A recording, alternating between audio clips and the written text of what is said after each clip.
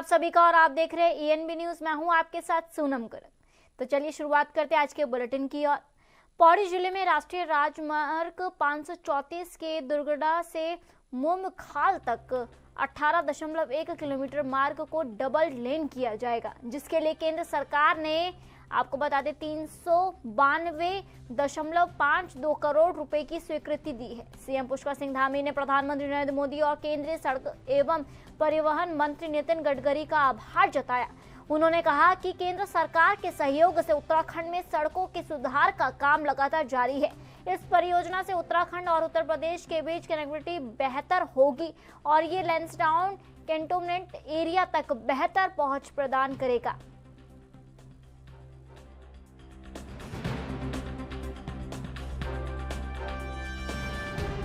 जो गुमखाल से लेकर पौड़ी तक की जो हमारी इस सड़क को भारत सरकार ने स्वीकृति प्रदान की है और उत्तराखंड राज्य को सड़क परिवहन के क्षेत्र में काफ़ी धनराशि मिली है, काफ़ी सारी योजनाएं मिली है। पिछले दिनों में हमारी बैठक हुई थी।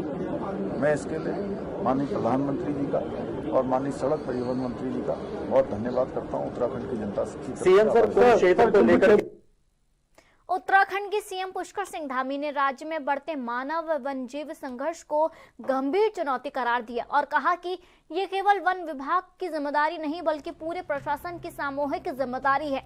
उन्होंने ये भी स्पष्ट किया कि जिला प्रशासन, वन विभाग और अन्य संबंधित एजेंसियां मिलकर आपसी समन्वय से काम करेगी। सीएम ने गश्त बढ़ाने, बेहतर प्रबंधन सुनिश्चित करने, जिम्मेदारियों को निरीक्षण और रेस्क्यू सेंटरों के निर्माण का प्राथमिकता दी है। आपको बता दें, उन्होंने आगे बताया कि केंद्र सरकार के नियमों के दायरे में रहते हुए राज्य सरकार नागरिकों की सुरक्षा के लिए ठोस कदम उठा रही है।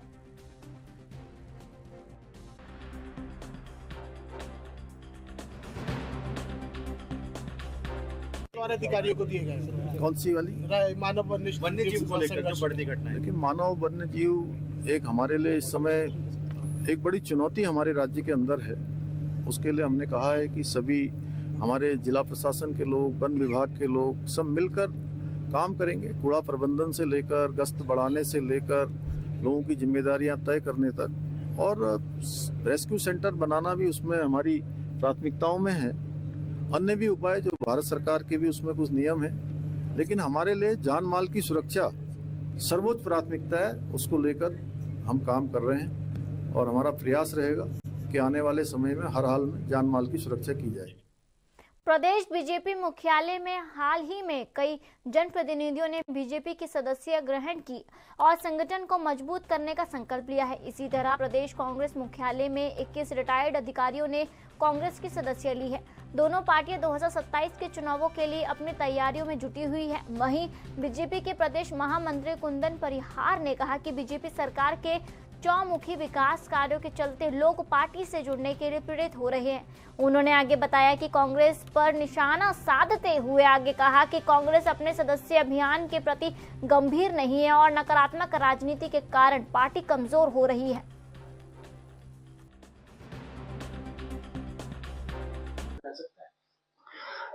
देखिए, माननीय प्रधानमंत्री आदरणीय श्री नरेंद्र मोदी जी के नेतृत्व में आज देश भर में भारतीय जनता पार्टी से जुड़ने के लिए एक जनमानस लगातार प्रयास कर रहा है और उनके मार्गदर्शन में उत्तराखंड में भी अपने प्रदेश के यशस्वी मुख्यमंत्री श्री पुष्कर सिंह धामी जी के मार्गदर्शन तथा हमारे प्रदेश अध्यक्ष माननीय महेंद्र भट्ट जी के नेतृत्व में कल एक बड़ी संख्या में यहाँ पर लोगों ने हमारी सदस्यता को ग्रहण की है।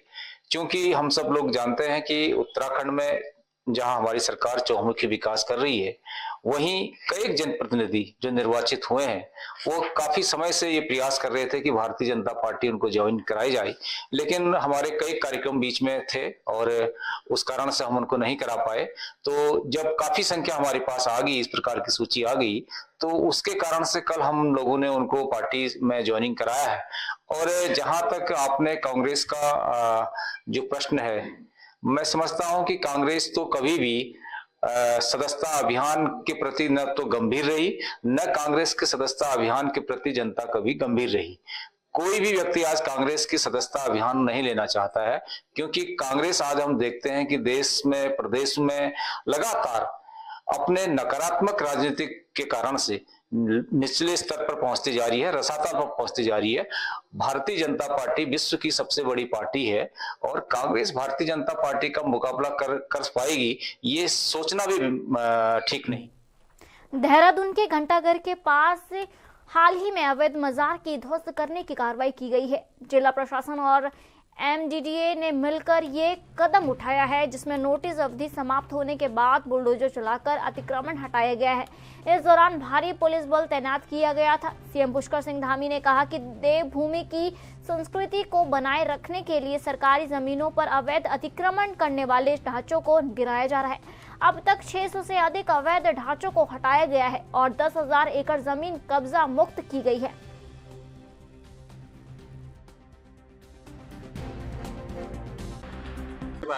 देखिए, देवभूमि उत्तराखंड अपने देवत्व के लिए जानी जाती है और पूरे देश और दुनिया के लोग आस्था, श्रद्धा और सनातन की भूमि, ऋषियों की भूमि, मुनियों की भूमि, तपस्वियों की भूमि के रूप में इस भूमि को जानते हैं। यह अध्यात्म की भी भूमि है, यह आयुष की भी भूमि है, योग की भी भूमि है। इसका मूल स्वरूप बना रहे, ये हमारा संकल्प है और इस संकल्प को लेकर हम लगातार काम कर रहे हैं। अवैध रूप से अतिक्रमित की हुई जमीनें और उसमें बनाई हुई अवैध संरचनाएं, उन सबको कानूनी दृष्टि से हटाना, यह हमारा संकल्प रहा है। यहाँ की डेमोग्राफी, यहाँ के सांस्कृतिक मूल्य किसी भी कीमत पर खराब नहीं होने चाहिए और यह अतिक्रमण हटाने का अभियान हमारा अनवरत रूप से चल रहा है। अभी तक राज्य के अंदर 10,000 एकड़ से भी अधिक ऐसी अतिक्रमित की हुई जमीनें, 600 के आसपास अवैध संरचनाएं, इन सभी को हटाने का काम, इस अतिक्रमण भूमि को मुक्त कराने का काम हमने किया है। पिछले दिनों हमने एक और निर्णय लिया है कि परिवार रजिस्टर उसको हमारे सभी जिलाधिकारी अपनी देखरेख में रख लेंगे, उसको अपने कब्जे में ले लेंगे और उसकी गहनता से जांच होगी, इसका सत्यापन किया जाएगा कि अनावश्यक रूप से बहुत सारे हमारे यहाँ के जो लाभ उत्तराखंड के लोगों को मिलने चाहिए थे, उसको ऐसे लोग ले रहे हैं, घुसपैठिया तक उसमें सम्मिलित हो रहे हैं, अपनी पहचान छुपाकर लाभार्थी हो रहे हैं। अंकिता भंडारी मामले को लेकर यूथ कांग्रेस ने बीजेपी सरकार के खिलाफ प्रदेश भर में प्रदर्शन किया है। आपको बता दें, प्रदेश भर में प्रदर्शन किया। यूथ कांग्रेस की प्रदेश उपाध्यक्ष स्वाति नेगी के नेतृत्व में सैकड़ों कार्यकर्ताओं ने कांग्रेस मुख्यालय से सांस्कृतिक रैली निकाली और आपको बता दें चौक पर जोरदार नारेबाजी की है। स्वाति नेगी ने कहा कि अंकिता भंडारी को न्याय दिलाने के लिए विरोध प्रदर्शन जारी है। उन्होंने ये भी मांग की है कि इस मामले की सीबीआई जांच सीटिंग जज की निगरानी में हो रहा है और वीआईपी व्यक्तियों का भी खुलासा किया जाएगा।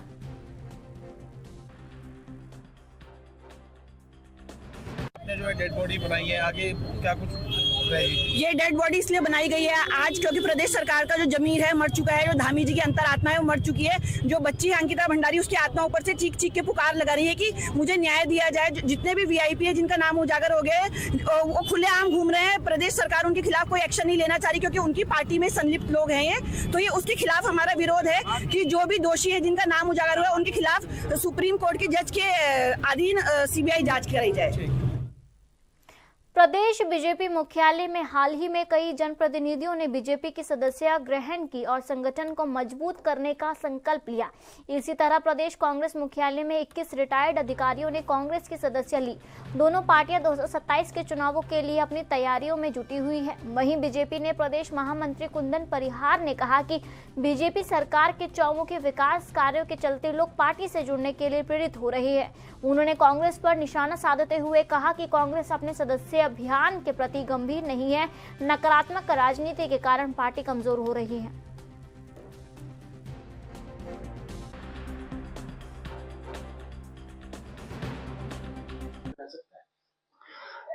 देखिए, माननीय प्रधानमंत्री आदरणीय श्री नरेंद्र मोदी जी के नेतृत्व में आज देश भर में भारतीय जनता पार्टी से जुड़ने के लिए एक जनमानस लगातार प्रयास कर रहा है और उनके मार्गदर्शन में उत्तराखंड में भी अपने प्रदेश के यशस्वी मुख्यमंत्री श्री पुष्कर सिंह धामी जी के मार्गदर्शन तथा हमारे प्रदेश अध्यक्ष माननीय महेंद्र भट्ट जी के नेतृत्व में कल एक बड़ी संख्या में यहाँ पर लोगों ने हमारी सदस्यता को ग्रहण की है।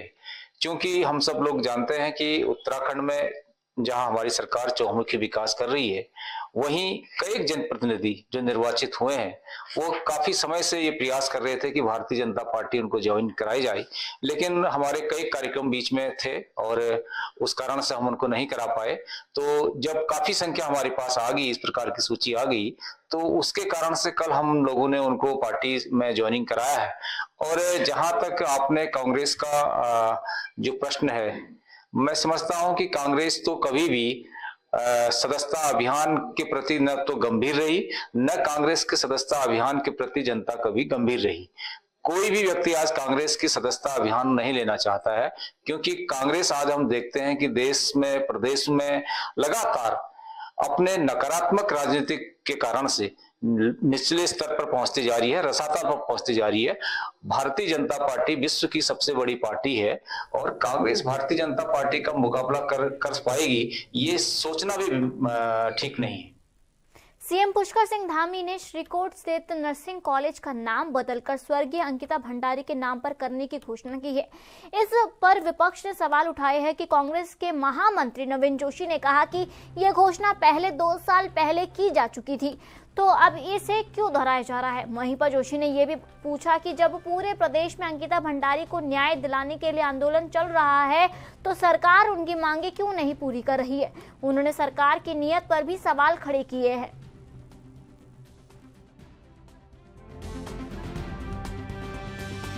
देखिए, जैसे मुख्यमंत्री जी ने घोषणा करी है कि मेडिकल कॉलेज अंकिता भंडारी के नाम से होगा, बहुत अच्छी बात है, उसके नाम से मेडिकल कॉलेज होना चाहिए। लेकिन मुख्यमंत्री जी तो 2023 में पहले ही घोषणा कर चुके हैं।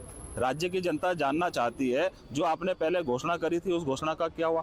आज जिस प्रकार से पूरे प्रदेश के अंदर अंकिता भंडारी को न्याय देने के लिए आंदोलन चल रहा है, तो भारतीय जनता पार्टी उससे घबरा चुकी है। वो उनके जो पूर्व विधायक हैं, उनकी धर्मपत्नी हैं, उनके वीडियो पूरे सोशल मीडिया में चल रहे हैं, वो नाम लेके बता रहे हैं कि वीआईपी कौन है, लेकिन भारतीय जनता पार्टी के नेता आज भी वीआईपी मानने से मना कर रहे हैं। तो आप भारतीय जनता पार्टी पे हम लोग क्या विश्वास कर सकते हैं। इन्होंने जब मुख्यमंत्री जी ने कहा था कि उनके परिजन मिलेंगे, जो भी जांच की वो मांग करेंगे हम उस जांच को करेंगे, तो उनके पिताजी का अंकिता भंडारी जी के बयान पूरे प्रदेश के अंदर चल रहा है, सोशल मीडिया में भी देखने को मिल रहा है, उनका वीडियो आ रहा है, वो नाम ले रहे हैं वीआईपी का और सीबीआई जांच की मांग कर रहे हैं। तो मुख्यमंत्री जी मौन क्या है, उनसे मिल चुके हैं आप, तो उसमें सीबीआई जांच की आप क्यों नहीं संस्तुति करते। उसमें कार्रवाई होनी चाहिए, चाहे वो भारतीय जनता पार्टी के नेता जितना भी बड़ा हो, उसके खिलाफ कार्रवाई होनी चाहिए। अगर भारतीय जनता पार्टी कार्रवाई नहीं करेगी तो कांग्रेस की सरकार आएगी, तो उसकी सीबीआई जांच भी होगी, जो इस मामले में संलिप्त है उनके खिलाफ भी कार्रवाई होगी, उनको जेल भेजने का काम कांग्रेस करेगी।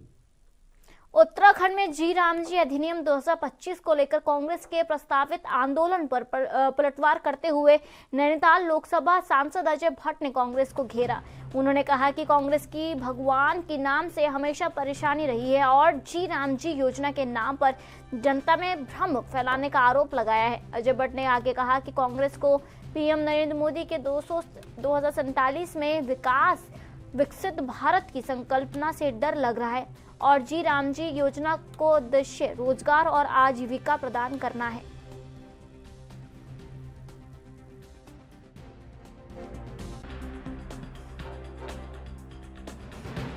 भगवान श्री राम जी के नाम से तो उनको चिढ़ है ही है, नहीं तो इतना हम एक एक शब्द का अर्थ बता रहे हैं जी राम जी। अब लोगों में आस्था इतनी बड़ी है कि उन्होंने साफ सब लोग आप मिल रहे हैं आजकल जी राम जी, कितनी खुशी हो रही लोगों को। प्रभु की कृपा तो ऐसी है, नाम में नहीं है कुछ अंदर। अब तो जी राम जी विरोध भी कर रही है कांग्रेस, 10 तारीख से जी राम जी के विरोध कर रही है। वो करेंगे, उनको हर अच्छे काम का विरोध करेंगे। किस काम का सपोर्ट किया है उन्होंने अभी तक? 300 आपको पता ही है 70 हटाई, कभी नहीं किया। हमने एयर स्ट्राइक किया और हमने वहां पर आपको पता ही है किस तरह से। चलिए वक्त हो गया एक छोटे से ब्रेक का।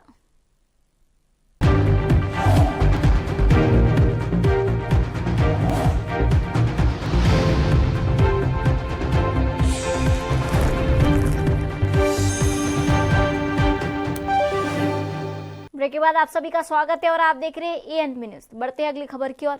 उत्तराखंड के अंकिता भंडारी हत्याकांड में वीआईपी कंट्रोवर्सी में फंसे पूर्व विधायक सुरेश राठौर अब हरिद्वार में एसआईटी के सामने पेश हुए हैं। आपको बता दें, एसआईटी ने उनसे 5 घंटे तक पूछताछ की। राठौर पर हरिद्वार के बहदराबाद और जेबेड़ा थाने में और देहरादून के नेहरू कॉलोनी में डालनवाला थाने में मुकदमा दर्ज है। हालांकि हाईकोर्ट से उन्हें गिरफ्तारी में राहत मिल चुकी है। पूछताछ के बाद राठौर ने इसे साजिश बताया। आरोप लगाया कि उर्मिला सांवर ने कांग्रेस के इशारे पर उन्हें बदनाम करने की कोशिश की है। राठौर का कहना है कि ऑडियो की निष्पक्ष जांच होनी चाहिए।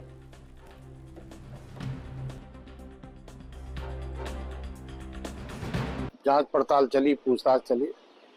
जो तथ्य मेरे सामने थे मैंने एसआईटी के समक्ष रख दिए और उनको जांच में पूरा सहयोग करने के लिए कह दिया। मैंने स्पष्ट कर दिया, जब जब मेरी आवश्यकता होगी मैं आपका पूरा जांच में सहयोग करूंगा। न्यायालय में जाना होगा तो न्यायालय में जाऊंगा। जहां मेरी आवश्यकता होगी इस जांच में पूरा सहयोग करूंगा और कोई दोषी होगा तो वो इसमें जाएगा। मेरा बिल्कुल स्पष्ट है कि मैं उनको पूर्ण रूप से सहयोग करूंगा। और आज भी मेरे से 6-7 घंटे अनगिनत प्रश्नों पर उन्होंने जांच पड़ताल की, पूछताछ की और मैंने सब स्पष्ट उनको बता दिया है। जो एक ऑडियो की बात आ रही है, किस तरह की वो ऑडियो हो जाएगी, उसको लेकर काफी सब मैंने तथ्य दे दिए हैं, एसआईटी के समक्ष मैंने रख दिए हैं। वो रिकॉर्डिंग हो रही थी, रिकॉर्डिंग में मैंने सब कुछ बता दिया है।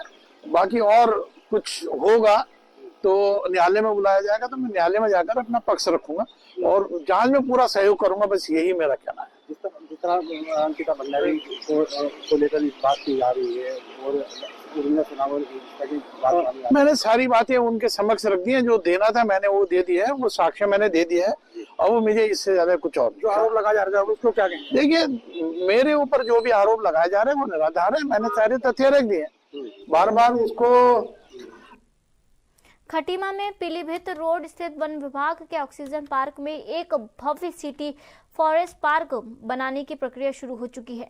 तराई पूर्वी वन प्रभाग के डीएफओ हिमांशु बांकरी ने एसडीओ सचिंता वर्मा और रेंजर सुरेंद्र सिंह बिष्ट के साथ ऑक्सीजन पार्क का निरीक्षण किया। इस पार्क को बच्चों के पार्क, ओपन जिम, खेल सामग्री सहित अन्य सुविधाओं से सजाया जाएगा।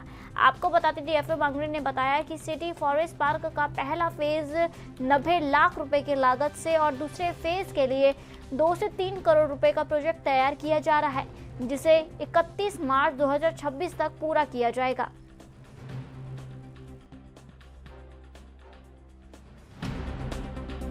देखिए, जो ऑक्सीजन पार्क है हमारा 2021 से संचालित है, तो इसमें इसके बगल में लगता हुआ लगभग 15 हेक्टेयर का एरिया है हमारा। तो इस पूरे ही एरिया को एक हम भव्य लगभग 17 हेक्टेयर के सिटी फॉरेस्ट के रूप में डेवलप कर रहे हैं।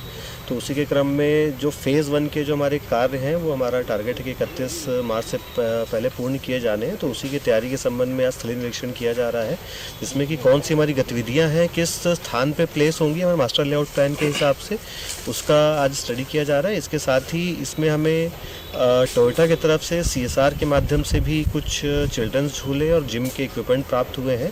तो उसकी भी प्लेसमेंट आज डिसाइड की जा रही है कि कहाँ वो झूले लगने हैं, जिससे कि जल्द ही ये सारे कार्य पूरे हो सकें और पार्क जो है आपका भव्य रूप में, नए रूप में आपका 1 अप्रैल से पहले ओपन किया जा सके।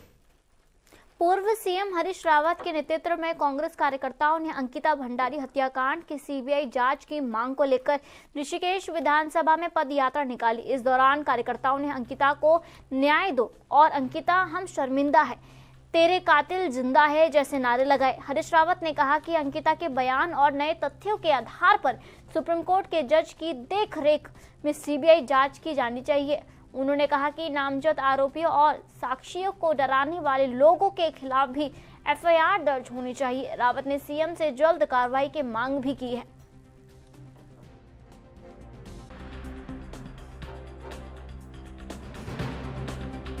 पूरे राज्य भर में हमारी सीधी मांग है कि अंकिता के मामले में अंकिता के स्वयं का जो बयान है, उस बयान और जो नए तथ्य सामने आए हैं उनके आलोक में सुप्रीम कोर्ट के जज की देखरेख में सीबीआई की जांच होनी चाहिए और जो नाम आए हैं उनके खिलाफ FIR दर्ज होनी चाहिए, और साथ साथ जिन लोगों ने साक्ष्य नष्ट किए हैं उनके खिलाफ भी FIR होनी चाहिए। फिलहाल मुख्यमंत्री जी द्वारा परिजनों से मिला गया है, उसको लेकर क्या कहेंगे? तो अभी कोई नतीजा तो निकला नहीं है, और फिर अंकिता जो है पूरे राज्य की बेटी है, सबकी बेटी है, और उनके माँ बाप ने भी जो है सुप्रीम कोर्ट के जज की देखरेख में CBI की जांच की मांग की, लिख करके प्रत्यावेदन दिया है मुख्यमंत्री जी को। अब मुख्यमंत्री जी किस इंतजार में है ये भगवान जाने। उत्तराखंड में ठंड का प्रकोप जारी है और देहरादून समेत 6 जिलों में घने कोहरे की चेतावनी जारी की गई है।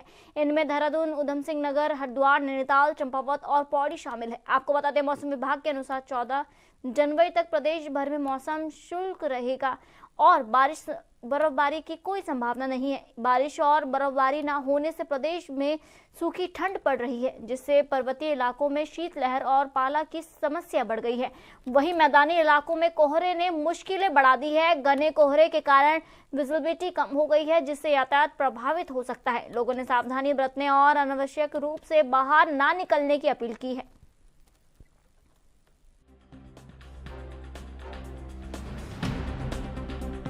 मिलेगी कि कोई बारिश, क्योंकि काफी लोगों जैसे मैंने बोला कि अभी बारिश की संभावना अभी नहीं दिख रही है और अभी एक हफ्ते तक नहीं दिख रही है, और हमें जैसे एक्सटेंडेड रेंज फोरकास्ट में दिख रहा है कि शायद अगले हफ्ते भी ऐसा हमको देखने को, मतलब तीसरे और चौथे सप्ताह में शायद देखने को मिल सकती है। ठीक है सर। प्रेडिक्शंस है और फोरकास्ट क्या देखिए, अभी जो है बारिश की तो संभावना नहीं है, लेकिन शीतलहर की चेतावनी जारी करी है आज अगले 24 घंटे और 48 घंटे के लिए।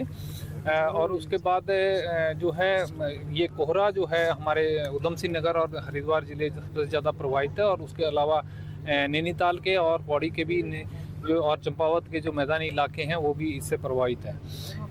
इसके अलावा जो है पहाड़ी क्षेत्र जो है वहाँ पे पाला की रिपोर्ट आ रही है, और हमने इसकी चेतावनी भी जारी करी थी, और अगले 3 दिन के लिए फिर से इसकी चेतावनी भी जारी करी गई है। तो यही मुख्य जो है अभी मौसम से रिलेटेड जानकारी है। बढ़ते अगली खबर की ओर। उत्तराखंड में पहली बार आर्किटेक्चर एक्सपो का आयोजन किया जा रहा है, जिसका शुभारंभ प्रदेश अध्यक्ष महेंद्र भट्ट और राजपुर विधायक खजान दास ने किया है। इस 3 दिवसीय प्रदर्शनी में देश की टॉप 100 कंपनियां भाग ले रही है, जो आर्किटेक्चर, इंटीरियर, वहीं पर एक्सटीरियर और कंस्ट्रक्शन से जुड़े न्यूनतम स्टैंडर्ड्स और टेक्नोलॉजी और नवाचारों को एक ही मंच पर प्रदर्शित कर रही है। ये प्रदर्शनी देहरादून के रेंजर्स ग्राउंड में 11 जनवरी तक जारी रहेगा। प्रदर्शनी के उद्घाटन पर महेंद्र भट्ट और खजान दास ने आयोजकों को बधाई दी और इसे एक बेहतरीन पहल बताया, जो राज्य में इस क्षेत्र को नई दिशा देगा।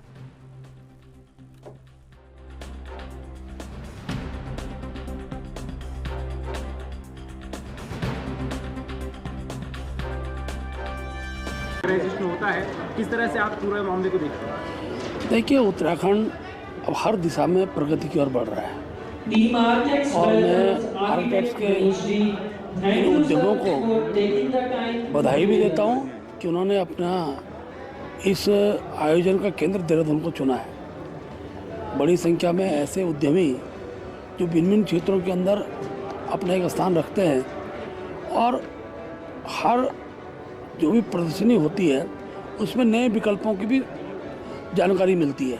तो आज इस आयोजन में देहरादून में होने में मुझे इन्होंने आमंत्रित किया है। मैं अपनी ओर से आयोजकों को बहुत शुभकामनाएं देता हूँ। खास तौर पर जो उद्योग भारती है, उद्योग भारती के अनेक पदाधिकारियों ने इस आयोजन के लिए देवभूमि को चुना है। मैं उनको भी बहुत शुभकामनाएं अपनी ओर से देता हूँ। सर, अंकिता भंडारी मामले पर मामले है इस पूरी आयोजन को, और कैसा आपको फिलहाल लग रहा है उत्तराखंड में पहले बार? नमस्कार, सबसे पहले आप सब भाइयों का, मीडिया भाइयों का यहाँ पे स्वागत है। मैं Inder Dhingra, minds media management private limited से, मेरे साथी राकेश सिंह जी, मंजीत सिंह जी, हम माइंड्स मीडिया की तरफ से ये एग्जीबिशन को हमने ऑर्गेनाइज़ किया है आर्केक्स के नाम से, द आर्किटेक्चरल एक्सपो।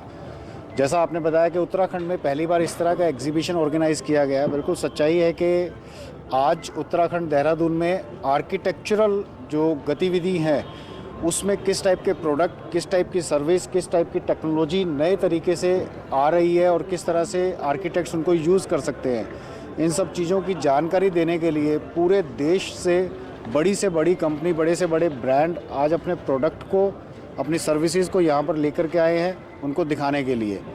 मैं यहाँ पर आप सब लोगों के सौजन्य से पूरे उत्तराखंड को, देहरादून को, सबको इनवाइट करना।